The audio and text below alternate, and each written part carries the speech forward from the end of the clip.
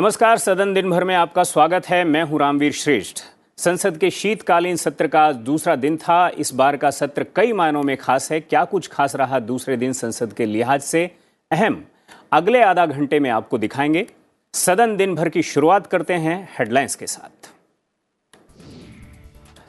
वन्य जीवन संरक्षण संशोधन विधेयक 2022 राज्यसभा में पारित। लुप्तप्राय प्रजातियों के संरक्षण को मिलेगी मजबूती। सभापति जगदीप धनखड़ का आश्वासन, वरिष्ठ सदस्यों को राज्यसभा में अहम मुद्दों पर मिलेगी तरजीह। G20 पर सदस्यों से मांगे सुझाव। लोकसभा में नियम 193 के तहत चर्चा, खेल प्रतिभाओं को सामने लाने के लिए ग्रामीण क्षेत्रों में ढांचागत सुविधा बढ़ाने की जरूरत पर सदस्यों ने दिया जोर।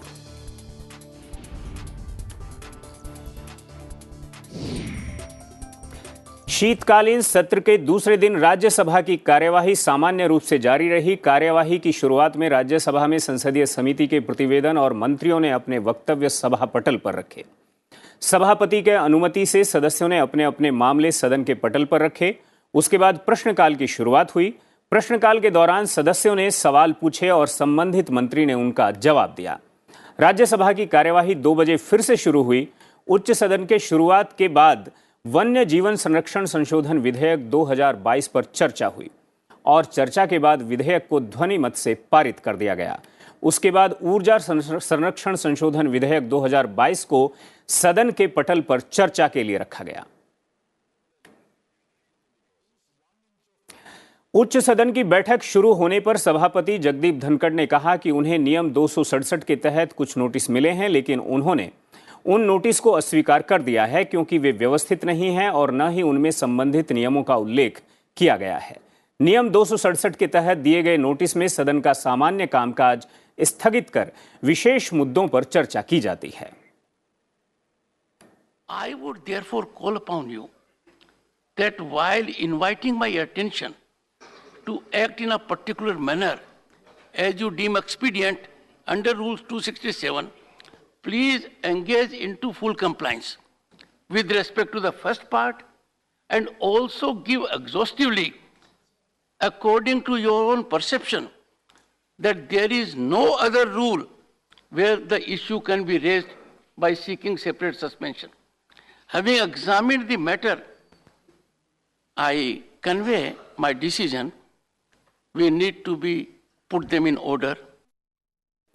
शून्यकाल के दौरान कांग्रेस सांसद रंजीता रंजन ने हाल ही में एम्स में हुए सर्वर हैक से जुड़े सवाल को सदन के पटल पर रखा। वहीं तृणमूल कांग्रेस के सांसद जवाहर सरकार ने CGSH से जुड़े मुद्दे को सदन के पटल पर रखा। मरीजों का आधार कार्ड, उनका मोबाइल नंबर, उनका ईमेल नंबर, क्योंकि आधार कार्ड से खाते जुड़े होते हैं और कई बार आपके बैंक फ्रॉड के भी मामले आए हैं। क्या एक बड़े लेवल पे ये तैयारी हो रही है? सर, ये बहुत गंभीर मामला है। कई साइबर एक्सपर्ट और इवन डिफेंस एक्सपर्ट भी ये कह चुके हैं कि ये खतरनाक साजिश है इंडिया के खिलाफ। इसमें कई करोड़ों लोगों के हनी ट्रैप हो सकते हैं, कई लोगों के खाते में फ्रॉड हो सकते हैं और कई लोगों का, आखिर ये क्या वजह है कि ये मेडिकल रिकॉर्ड क्यों लिया जा रहा है? क्या ये डार्क इंटरनेट से जुड़ा हुआ मामला है? सर, मैं चाहूंगी, इस पे बहुत गंभीर मामला है, सरकार इस पे प्लीज आज नहीं तो कल इस पे जवाब दे। As you are aware, sir, about 2 crore people are involved, including members of this house who avail of the facility. Unfortunately, these rates were fixed about 10 years ago, 8 or 10 years ago, and I'll just give a small example. The scale of payment fixed for CGHS are totally unsatisfactory and below market rates. For example, an RCT or root canal treatment of the tooth that costs 8,000 rupees in the market is reimbursed for rupees 500 only. That's all. Somnographic test for sleep apnea is fixed by clinics all over India at 10,000 to 12,000. The reimbursement given to CGHS is 638 rupees. Rajya Sabha के सभापति जगदीप धनखड़ ने प्रश्नकाल के महत्व पर प्रकाश डालते हुए कहा कि प्रश्नकाल सरकार की जवाबदेही को लागू करने में सबसे महत्वपूर्ण है। Our question hour is very important Question hour gives an opportunity to enforce accountability. And it is most productive where more questions are traversed. And that happens when there is pointed response and pointed supplementaries. I'm sure we'll bear that in mind. प्रश्नकाल के दौरान राज्यसभा में विभिन्न क्षेत्रों में नौकरियों की छटनी, ग्लोबल वार्मिंग, ओडिशा में प्राचीन काल की वस्तुओं की चोरी, अपंजीकृत ट्रैवल एजेंसियों का विनियमन, बिहार में ईएसआईसी अस्पताल, पुरातन संस्कृति का संरक्षण और चारधाम यात्रा के लिए अवसंरचनात्मक परियोजनाओं से जुड़े सवाल पूछे गए, जिसका जवाब संबंधित मंत्री ने दिया। Ministry have details of which states have such funds, such schemes, and does the union government intend to set up such a scheme for welfare for the IT employees? Honorable Minister. माननीय सभापति महोदय, जहां तक lay off का विषय है, industrial dispute act के section 2KKK में ले ऑफ की परिभाषा और तरीका दिया गया है। और जहां तक इसके संबंध में कार्रवाई करने का प्रश्न है, जो राज्य कॉम्पिटेंट अथॉरिटी है वो इसके संबंध में कार्रवाई करने के अधिकारी हैं। जो भी आईटी फर्म्स जिन राज्यों में है वहां के जो कॉम्पिटेंट अथॉरिटी है वो ले ऑफ पे कार्रवाई करती है, और यही मैंने अपने उत्तर में दिया है। To give details regarding the saline embankment in the state of Odisha, what is the length of it and how does it help protect the coast of Odisha from the ingress of salinity and avoid the flooding with respect to the relative sea level change? Question was not Odisha specific, but I am responding to that. Odisha has a coast of 550 kilometers long, and I am glad that compared to the honourable member who asked it, the others are more interested, even from down south. So 550 kilometers long is your coastal area. 26% erosion has occurred.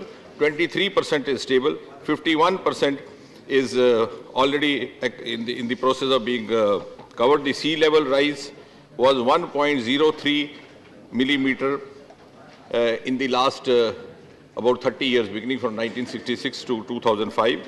Puri district has the erosion maximum of 15%, stable 70%, and it's being taken care of 78%. And all these other measures which are being taken in respect of other coastal area are being taken here also. Rajya Sabha के सभापति जगदीप धनखड़ ने उच्च सदन के सदस्यों से आग्रह किया कि वे भारत से G20 अध्यक्षता के संबंध में अपने सुझाव और इनपुट उन्हें भेजें। सभापति ने कहा कि दुनिया को भारत से बहुत उम्मीदें हैं, क्योंकि देश ने G20 की अध्यक्षता स्वीकार की है।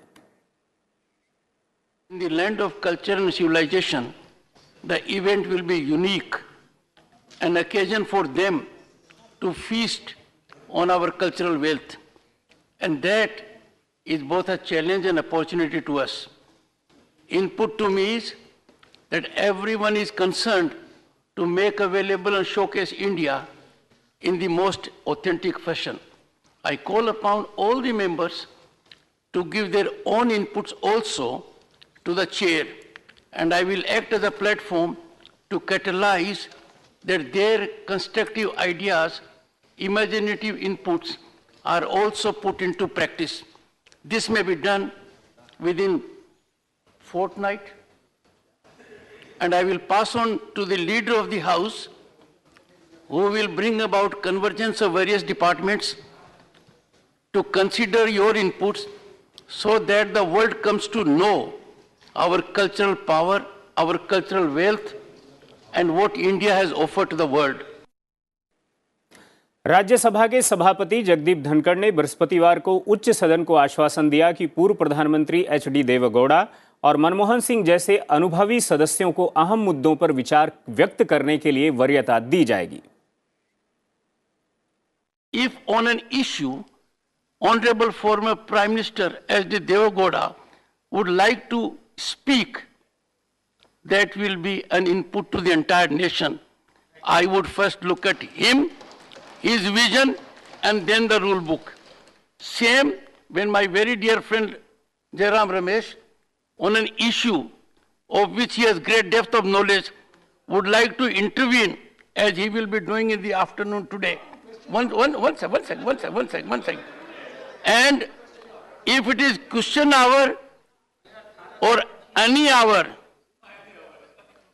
every moment, I have no doubt about it, having been a serious student of parliamentary practice at global level, Mayor's parliamentary practice, Colin Sakdar, and the views that have been taken in both the houses. The chairman is the ultimate custodian and protector. Rajya Sabha में आज वन्य जीवन संरक्षण संशोधन विधेयक 2022 को चर्चा के बाद पारित कर दिया गया। इस बिल के तहत लुप्त प्राय प्रजातियों के संरक्षण को मजबूत किया जा सकेगा और वन्य जीवों के अवैध व्यापार के लिए सजा बढ़ाई जा सकेगी।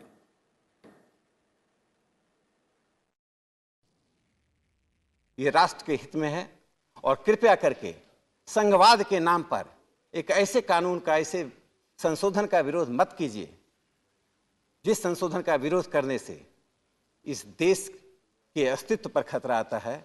आप अपने अस्तित्व को बचाने के लिए संघवाद का सहारा मत लीजिए। इस देश का संघवाद प्रधानमंत्री नरेंद्र मोदी जी के कोऑपरेटिव फेडरलिज्म में सबसे अधिक संवर्धित और सुरक्षित है, और जो भी कानून बन रहा है वह संवर्धित और सुरक्षित करने के लिए बन रहा है। के पूर्व विकास हो सकता था, अब वहां पर हमको चाहे इरिगेशन प्रोजेक्ट हो, रोड हो, गांव की एक स्कूल हो, गांव में कोई और काम, विकास का काम हो, ये सारा वो फॉरेस्ट के वजह से, झुड़पी जंगल नॉमेनक्लेचर के वजह से आज हमको परेशानी होती है। मेरे अकेले एरिया में नहीं, पूरे विदर्भ की ये बात है।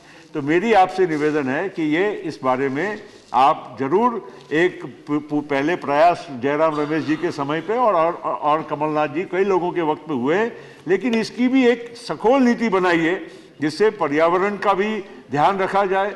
Development is possible even without destroying ecological balance, but I don't think that is the approach of the present government.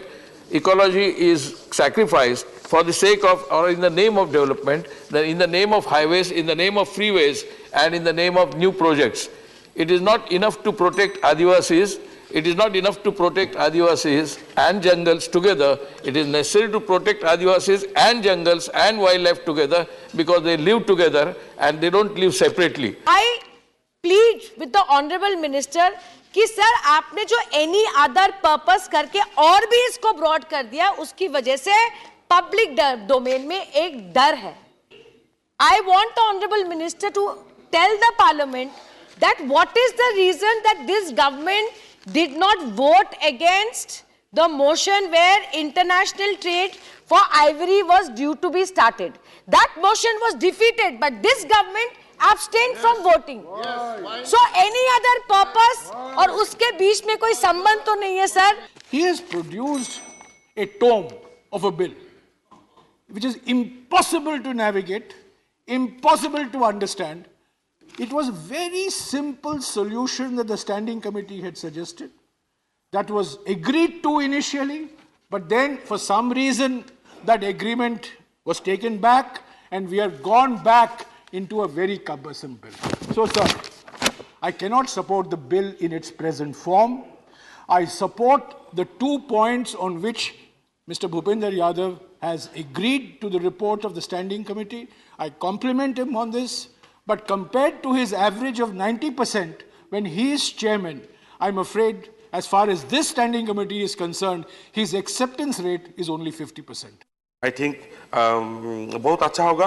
और जैसे बोला ग्राम सभा और जो पास में रहने वाला, खाली आदिवासी लोग का बात ऐसा नहीं है, आदिवासी का बात तो है ही, लेकिन गांव का, जंगल का पास रहने वाला हर आदमी का कुछ रेस्पॉन्सिबिलिटी होता है सर। ये मैं देखा, ये रेस्पॉन्सिबिलिटी लेके उन लोग प्रोटेक्शन करता है, प्रोटेक्ट करके पूरा जंगल को उन लोग ही प्रोटेक्ट करता है। लेकिन ये जो स्ट्रिक्ट व्यवस्था होना चाहिए माफिया लोग का जो पेड़ काटने वाला है, मैं मंत्री जी से रिक्वेस्ट करता हूँ, वो बहुत विद्वान है, इसको थोड़ा देखेगा और प्रोटेक्शन करने के लिए जो फोड़ना विशेष करके जो तस्करी करने वाला है, इनका ऊपर मैं कड़ा से कड़ा व्यवस्था करने के लिए मैं उनसे रिक्वेस्ट करता हूँ। इंसानी जीव का भी संरक्षण, राज्य सरकारों का भी संरक्षण, राज्य सरकारों के अधिकारों का भी संरक्षण केंद्र सरकार की जिम्मेदारी है। मान्यवर, ऐसे बिल लाकर राजभवन, राज्यपाल और एलजी का दुरुपयोग करके जो राज्य सरकारों को अधिकारों को छीनने का आपका प्रयास रहता है, ये गलत बात है और इसको रोकना चाहिए। मुझे ऐसा लगता है जब हमारा पर्यावरण संतुलित रहता है, जब हमारी पशु पक्षी, हमारे जानवर, ये सारे लोग सही समय पर रहते हैं तो सबके अपने अपने फायदे होते हैं, सबके अपने अपने नुकसान होते हैं। सरकार जिस तरह से इन बातों को लेकर के आई है उसका यह एक अपना हमारा बड़ा सबसे बड़ा फार्मूला यही है कि हम किसी के भी अधिकार में कोई कटौती नहीं कर रहे हैं, बल्कि भारत सरकार एक कानून ऐसा बना रही है कि जिस कानून के तले सब रह कर के अपना काम करें और हमारे वन्य जीवों का संरक्षण होता रहे। वन्य जीवन संरक्षण संशोधन विधेयक 2022 पर हुई चर्चा का जवाब देते हुए केंद्रीय मंत्री ने कहा कि मोदी सरकार के प्रयासों की वजह से ही देश के हरित क्षेत्र का विस्तार हुआ है।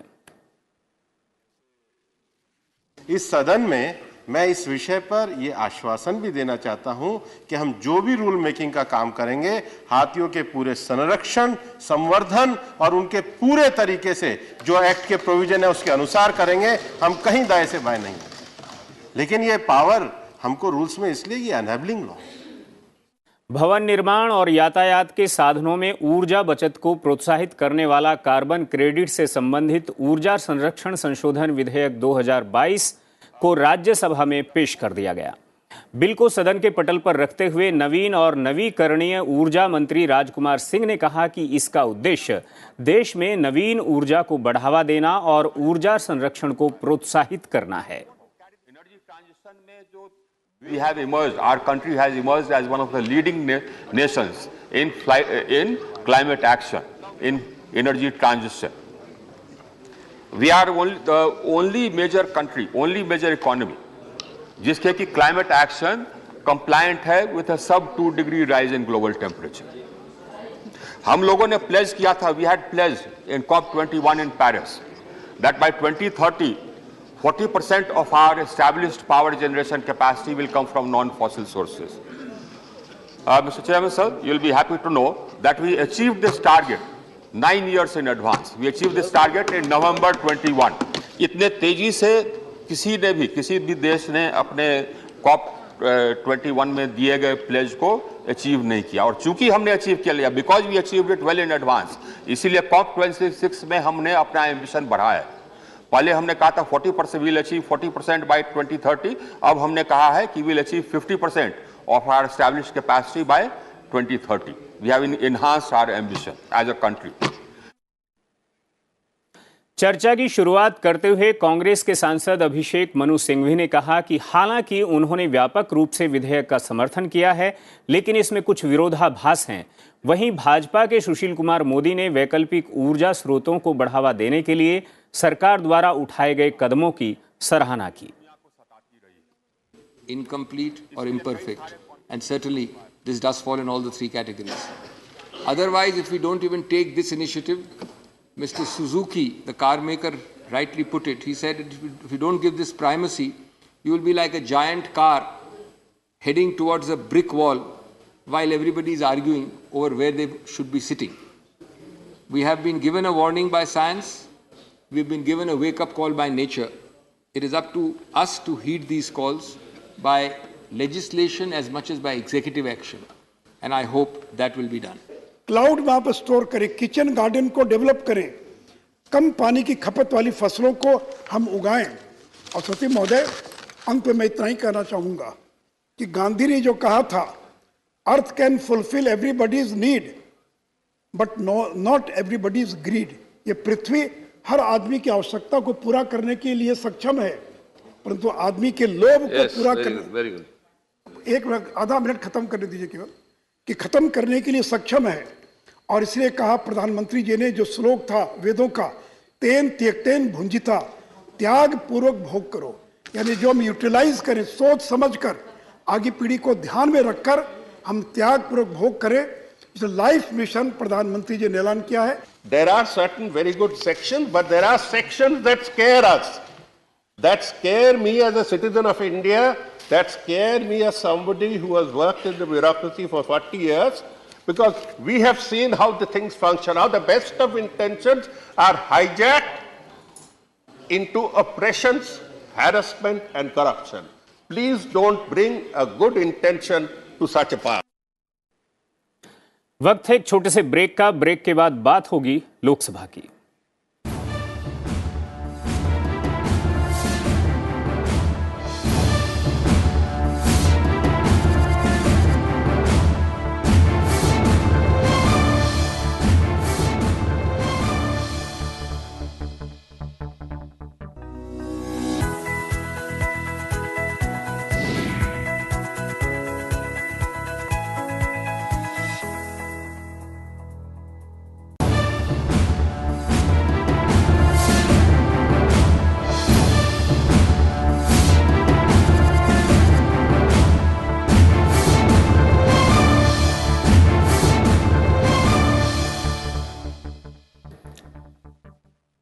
ब्रेक के बाद एक बार फिर से स्वागत है आपका सदन दिन भर में। और अब नजर डालते हैं लोकसभा में शीतकालीन सत्र के दूसरे दिन पर क्या रहा खास।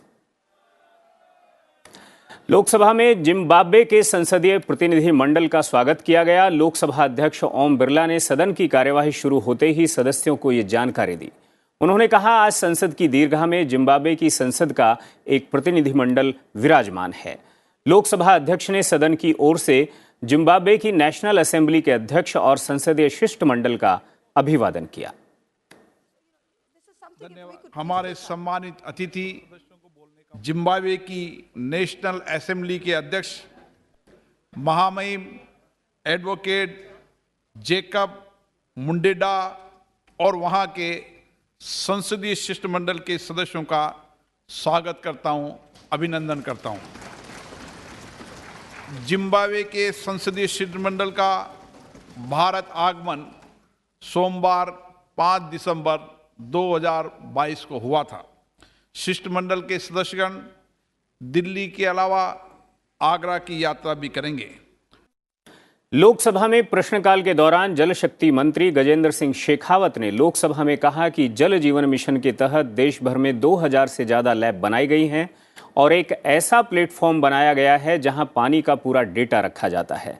करीब 15 लाख महिलाओं के ट्रेनिंग की व्यवस्था की गई है ताकि वे अपने घरों में आने वाले पानी को किट के जरिए टेस्ट कर सकें।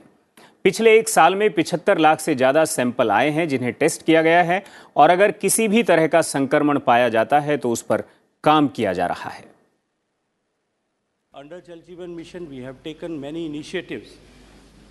Throughout the country, we have established more than 2,000 laboratories and NABL accredited laboratories. We have created a platform where the entire water quality data is to be kept. Apart from those 2,000 laboratories, we have trained almost 1.5 million ladies in the country to test the water which is being dispersed in their homes or in their habitations through field testing kits. Lok Sabha में आज प्रश्नकाल के दौरान DMK सांसद दयानिधि मारन ने नागरिक उड्डयन मंत्रालय से जुड़ा सवाल पूछा, जिसका जवाब नागरिक उड्डयन मंत्री ज्योतिरादित्य सिंधिया ने दिया। Sir, post-COVID, the air traffic has increased incredibly, and throughout India, every in-city airport is now jam-packed at the peak times. I've been seeing the statements given by the minister to address the problem, but do understand that it's a daily ongoing process, and every day passengers are queuing up just to clear the security part of it, and sometimes passengers are missing their flights. We have, as we are all aware, gone through one of the most turbulent times in civil aviation across the world during COVID, where all planes were stranded on the ground. It's probably one of the industries that was the most worst affected. And suffice to say, because of the policies of the government as well as the desire of customers to travel, we have experienced today a V-shaped recovery. I'd also like to report to this House that pre-COVID in 2019, the highest number of travelers per day experienced in India in its history was roughly about 4.07 lakh. We have broken that barrier 3 days ago, and we have reached the target of 4.13 lakh passengers per day. Lok Sabha में कांग्रेस सांसद अधीर रंजन चौधरी ने पश्चिम बंगाल में बाढ़ के दौरान जल भराव की समस्या से जुड़ा सवाल पूछा। इस सवाल का जवाब जल शक्ति मंत्री गजेंद्र सिंह शेखावत ने दिया। मुर्शिदाबाद डिस्ट्रिक्ट बंगाल की, ये कटाव की चलते मुर्शिदाबाद डिस्ट्रिक्ट, मालदा डिस्ट्रिक्ट, बंगाल के सारे तबाह, हर रोज रोजाना ये तबाह के मंजर हमें देखना पड़ता। जमीन जायदाद, मकान, मस्जिद, मंदिर सब तबाह हो जाते हैं नदी की एक कटाव की चलते। बंगाल सरकार को आपने इससे, मंत्री जी, बंगाल सरकार को आपने इस जो स्कीम है, इस स्कीम में कितना पैसा देने का योजना बनाया है, ये बताइए। नदियों के फ्लड प्लेन्स में जिस तरह से एनक्रोचमेंट हुआ है वो भी एक कटाव का कारण बनता है। भारत सरकार ने राज्य सरकारों के नदियों के तटबंधों को सुरक्षित करने और इन कटाव को, इरोजन को रोकने के लिए जो योजनाएं बनाई हैं, उनमें पिछले वर्षों में अब तक 1282 करोड़ रुपए की सहायता राज्य सरकारों को दी है। प्राथमिक रूप से बहुत राज्यों ने इसमें उत्कृष्ट काम किया है। यदि मैं उल्लेख करना चाहूँ, उत्तर प्रदेश सरकार ने पिछले 5 साल के कालखंड में इस विषय को लेकर के बहुत गंभीरता के साथ में काम भी किया है। बहुत सारे जो है इस तरह के फ्लड इरोजन के प्रोटेक्शन के लिए काम किया है। लोकसभा में नियम 193 के तहत लोकसभा के अनेक सदस्यों ने बृहस्पतिवार को सरकार से अनुरोध किया कि ग्रामीण क्षेत्रों में खेल अवसंरचना तैयार की जाए और खेलों के लिए चयन में ग्रामीण युवाओं को शामिल करने के लिए कदम उठाए जाएं। यह देश के जो महत्वपूर्ण अलग अलग तरीके के खेल हैं, उनके जो खिलाड़ी हैं, उनको कोई सुविधा नहीं मिल पाती। अकेला एक क्रिकेट ही अपने हिस्से में उनके अकाउंट में, चाहे BCCI हो, चाहे AICCI हो, हजारों करोड़ रुपए पड़े रहते हैं। और हमारे दूसरे लोग जो गोल्ड मेडल लेके आते हैं, उनको बिल्कुल ऐसी सुविधाओं का दिक्कत होती है जिसका कि कल्पना नहीं करी जा सकती। पैरालंपिक वो बच्चे खेलते हैं जिनके कुछ अंग की प्रॉब्लम है, अंगहीन कह सकते हो, जहां स्पेशल चाइल्ड आप कह सकते हो, हैंडी चाइल्ड, स्पेशल चाइल्ड भी। अभी ओलंपिक में वो बच्चे जब जीत के आते हैं तो उनको, उनका फ्यूचर क्या है, उनको कोई जॉब मिलेगी नहीं मिलेगी, नहीं का तो है ही है, मिलेगी लेकिन कब मिलेगी इसका कोई प्रावधान नहीं है। मेरी मंत्री साहब से दरखास्त है, उनके लिए फ्यूचर के लिए कोई भी सरकार की तरफ से प्रावधान नहीं है कि वो कैसे खेलेंगे। आज खेलो इंडिया कार्यक्रम के अंतर्गत भारत ने जो कार्यक्रम स्वीकार किए हैं, खेल संस्कृति को बेहतर बनाने के लिए जो कदम उठाए हैं, केंद्रीय मंत्रिमंडल ने संशोधित खेलो इंडिया कार्यक्रम के क्रियान्वयन को जो मंजूरी दी है, यह मंजूरी हमारी धरातल तक पहुंचनी चाहिए। और ये केवल टॉप लेवल पर या बड़े बड़े जगहों पर स्टेडियम बनाने से सिद्ध नहीं होगी। सदन दिन भर में आज के लिए इतना ही। मुझे और मेरी पूरी टीम को दीजिए इजाजत। नमस्कार।